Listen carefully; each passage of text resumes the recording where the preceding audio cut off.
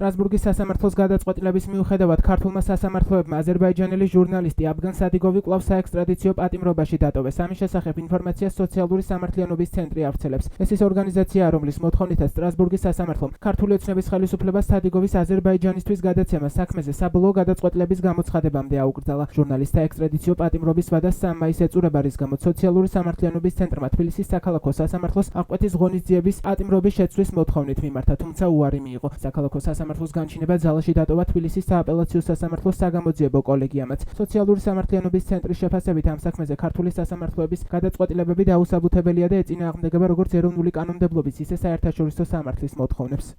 აზერბაიჯანული მედია გამოცემა აზელ ტივის მთავარი რედაქტორი აბგან სადიგოვი თბილისში 2024 წლის 3 აგვისტოს აზერბაიჯანული მხარის მოთხოვნით დააკავეს. მისი მეუღლის სევინჯ სადიგოვას თქმით, ალიევის რეჟიმი სადიგოვს კრიტიკული პოზიციის გამოდევნის და სამშობლოში დაბრუნების შემთხვევაში მას სიკვდილი ემუქრება. აზერბაიჯანელი ჟურნალისტი დააკავების შემდეგ 171 დღის განმავლობაში სხვადასხვა ფორმით შიმშილობდა. მან შიმშილობა სტრასბურგის სასამართლოს გადაწყვეტილების შემდეგ შეწყვიტა.